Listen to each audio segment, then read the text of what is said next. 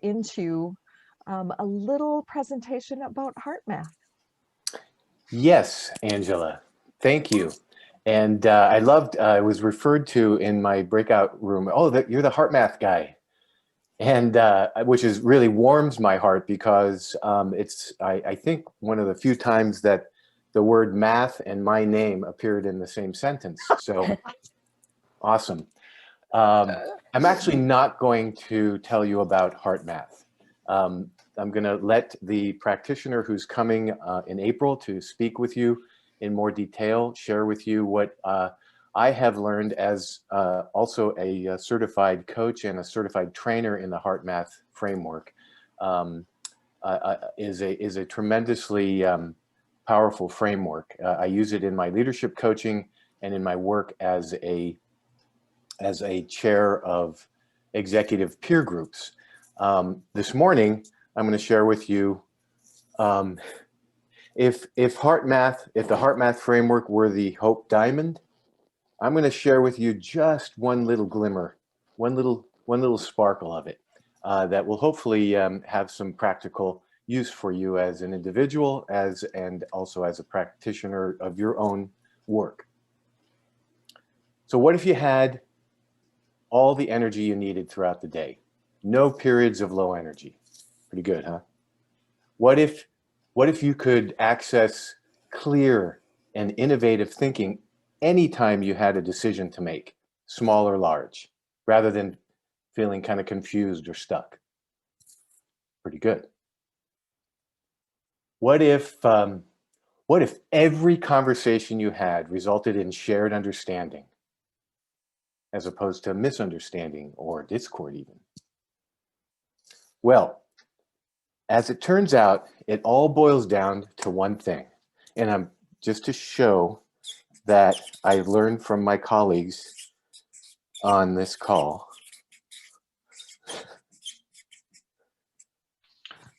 The lesson is not to try and share your screen. No, it's all about emotional self-regulation. That's as much as I'm going to do with markers today. So emotional self-regulation. I saw that I am a co-host, so I'm going to share my screen here in a moment, as soon as I get, here we go. And there it is. Oh, how cool is that? And share sound, optimize for video clip, 1 minute clip here. And I'm going to ask you to do this. First, do you see a blank screen, a dark screen? I don't see you, so I have to hear you. Yes, we okay. hear. Okay. Turn up your sound, 1 minute clip, and I'd like you to pay attention to two things. How do you feel during the clip? And what do you notice during the clip?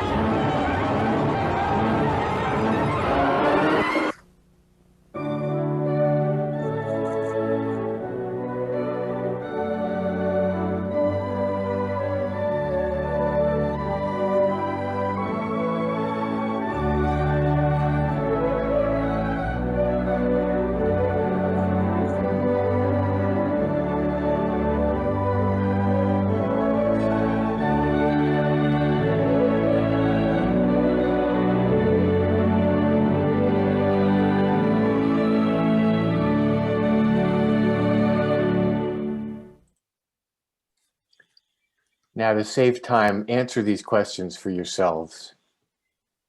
How did you feel in the first half of that clip with the cacophony of sound? Okay. That was an amazing experience. Yeah, a lot of people feel confused, maybe a little anxious, a little jittery. Yeah. And then in the second half of the clip, of the taxi ride, kind of more harmonious, maybe comfortable. Yeah, yeah. Put your words in the chat. That's great. Promise, peaceful. Yeah. So as you noticed, there were the exact same video in both sides of the clip. The only difference was the soundtrack. And remember what it said at the end? You see the world how you feel. Now, our emotions are like background music. They're running through our system throughout the day, whether we know it or not, whether we're conscious of that or not.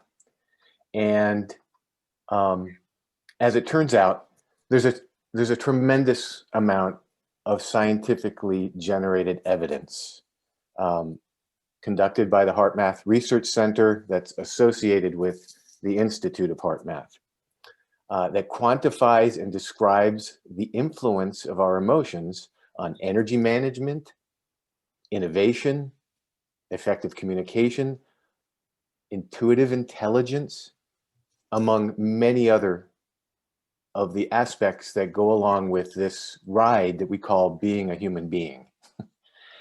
And I'm going to share with you one technique that you can take with you and use whenever you want. I would hope often throughout the day, that will help with all of those circumstances of our human condition.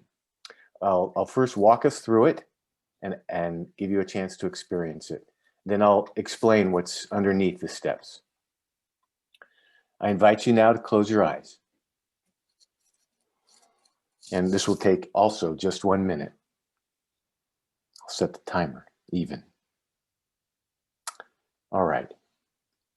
With your eyes closed, focus your attention on the area of your heart.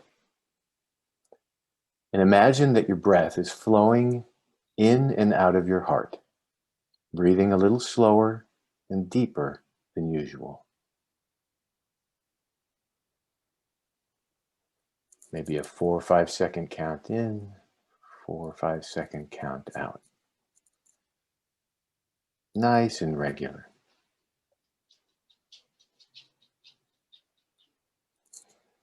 Now make a sincere attempt to activate a regenerative feeling such as joy or love or gratitude for someone or something in your life.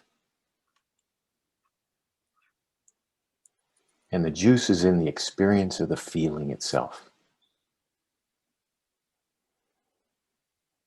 Always breathing slowly and deeply in and out of your heart.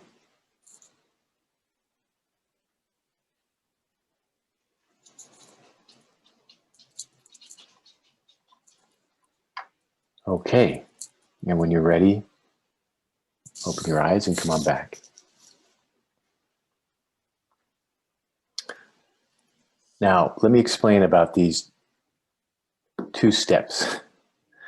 The first step actually has 2 parts. It's the breathing piece. You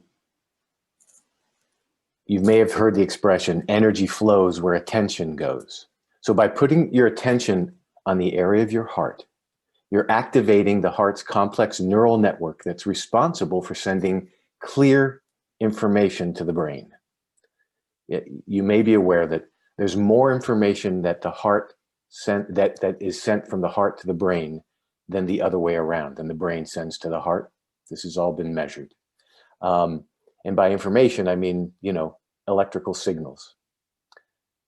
You may also be aware that the heart was formed and was beating in utero before the brain was even formed. I just learned this last week, that again, through research, it's been identified that post-conception, there's a 10-day period there that they've been able to identify, somewhere between day 8 and day 18 post-conception. That's as close as they've gotten to it. Amidst this mass of undifferentiated cells that start forming, an electrical signal begins to pulse. And as soon as that electrical signal begins to pulse, cells begin to divide and differentiate rapidly, exponentially. And the form that surrounds that electrical signal becomes the heart.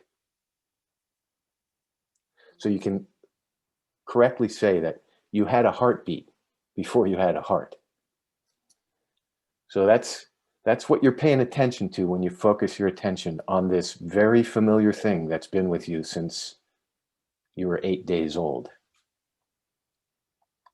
Now with the breath, by slowing down your breathing and making it a little deeper than usual, you're telling the part of the brain that's constantly scanning your environment, hey, everything's okay. Chill. Look, she's breathing slower and deeper. Everything's okay. So you're settling down the amygdala there by slowing down your breath and breathing more deeply than usual. Now, the real key part here is activating or making a sincere attempt to activate a regenerative feeling.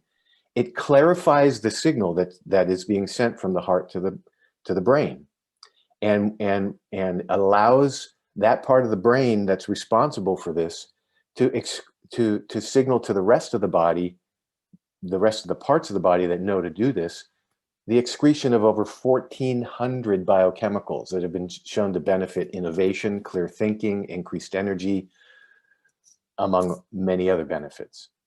So, if you find yourself experiencing low energy throughout the day, do yourself a favor. Do some heart-focused breathing. Put your attention on your heart and breathe slower and deeper. If you only do that, you will feel better. If you want to have it be more powerful, experience a regenerative feeling. And it takes practice, but I guarantee that it works. And you may have even experienced that when we did the exercise itself. Even better, and I'll end with this, even better, establish a practice of doing this 3 to 5 times a day, 90 seconds to 5 minutes, and Velcro it to something that you do all the time. Okay, after I brush my teeth, I'm going to sit down and do some heart-focused breathing. Or what I just described to you is called the quick coherence technique. And that's heart-focused breathing with the experience of the regenerative feeling. So you actually learned 2 techniques today. If you do it for 3 to 5 times a day, your body will change. You will change physiologically. Your access to clear thinking will become more practiced. And the more you do it, the better you get at it. It's like anything else. That's it.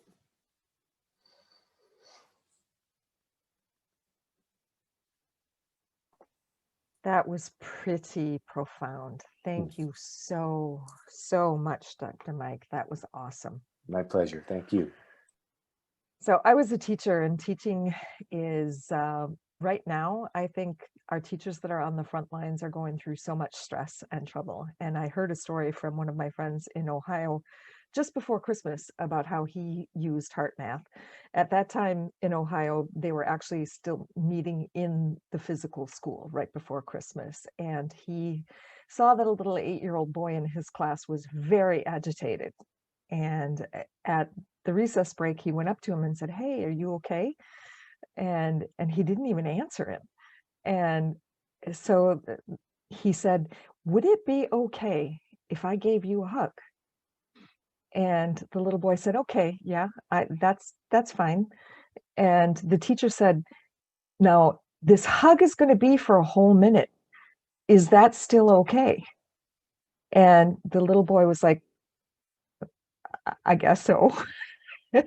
And so the teacher gave the little boy a hug, and he said, "Okay, we're 45 seconds in."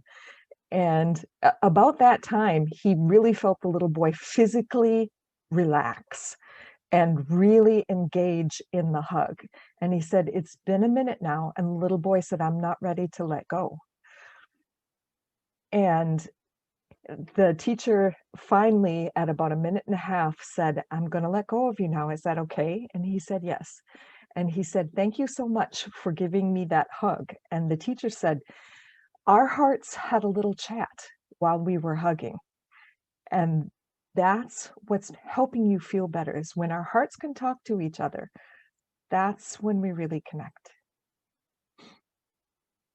So there's a practical application of HeartMath that you can use. I mean, and this is why I miss hugs so much, right? We all need a little extra something, something throughout the day, because life has just been throwing things at us left and right and left. And we don't know what's going to happen next. So staying grounded, staying in alignment with ourselves, super important. So thank you so much, Dr. Mike. That was really beautiful. And I can't wait until Sarah comes and talks to us in April to tell us a little bit more about the science and some of the practical things that we can do with HeartMath to incorporate it into our decision making and staying grounded and innovative and creative and available to our clients when we're working in our businesses. So